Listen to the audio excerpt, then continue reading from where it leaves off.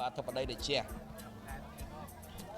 ចាអំពើវ័នធីតារចនាមានជ័យគឺជាទូកមកពីវត្តអំពើវ័នជំនិចក្រូចឆ្មាត្បូងឃុំនេះបងប្អូនចាហើយបុកខាសួស្ដីធិបតីដែលជាគឺមកពីកំពង់ចាមដូចគ្នាស្រុកកងមាសចាប្រៃកុយចាកាលមុនទឹមដូចថាទឹមបែងចែកគ្នាទេ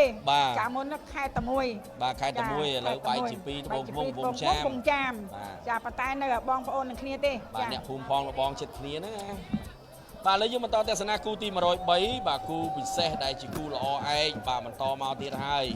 បាទគូពិសេសនេះគឺល្អទាំងសម្រស់បាទល្អទាំងល្បឿនល្អទាំងរចនាបាទបត់នៅលើផ្ទៃទូកហើយល្អកាន់តែខ្លាំងនឹងក៏មានការថ្នាក់ដឹកនាំបាទគឺយកចិត្តទុកដាក់នៅមើលការថែរក្សាឧបត្ថម្ភគ្រប់គ្រងបាទ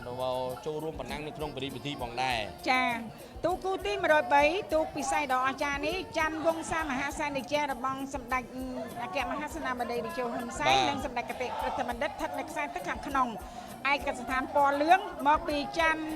វង្សាចាសម្រោងព្រែកភ្នៅរាជធានីភ្នំពេញយើងនេះចាហើយខ្សែទឹកខាងក្រៅគឺពូអណ្ដែតធិបតីសែនជ័យរបស់សម្ដេចមហាបវរធិបតីនិងលោកជំទាវបណ្ឌិតចាប៉ះគ្នាទៀតហើយបងប្អូនចាប៉ះគ្នាទៀតហើយទាំងសភនភាពទាំងល្បឿនមិនធម្មតាចាប់តន្ទឹងអង្គពាន់ទី2ហួរមកបន្តិចឃើញថាសន្ធឹកខ្សែទឹកខាងក្រៅហាក់ដូចជាមានព្រៀបជាងបាទពូអណ្ដែតធិបតីសែនជ័យរបស់សម្ដេចបវរធិបតីមកពីខាងប្រាសាទសម្បូរកំពង់ធំកំពង់ធំឯណោះឆ្ងាយចាគូសំរាជធានីកំពង់ធំរាជធានីភ្នំពេញបាទចាឡើងដកហើយខ្សែទឹកខាងក្រៅដកហើយដកហើយតែមិនទាន់ទេបាទមិនទាន់ទេបាទជើងនេះកូនសុំលោកពុកវិញបាទសុំវិញណាបើនិយាយទៅបាទមកដល់គូនេះបាទនេះសម្ដេចកូនឈ្នះ2ចាឈ្នះម្ដងបាទទទួលបានជ័យជំនះសម្រាប់ឪពុកឈ្នះមួយជើងកូនឈ្នះមួយជើងសូមបន្តបាទបន្តទៅគូជាបន្ត103អានេះវិញក៏ល្អដែរក៏មកហើយខ្សែទឹកខាងក្រៅ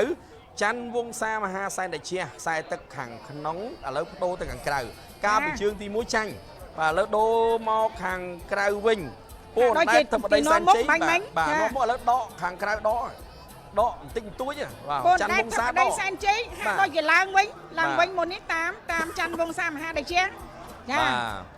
ទុកពុកទុកកូនទេទុកកូននេះអត់អីទេបាទចាំមើលសិនមិនទៅពូអណ្ដែតទេឥឡូវមិនហើយពូអណ្ដែតអីយ៉ាចែកគ្នាម្នាក់មួយជើងអញ្ចឹងបានន័យថាអ្នកណានៅក្រៅនឹងឈ្នះអ្នកណានៅក្រៅនឹងឈ្នះ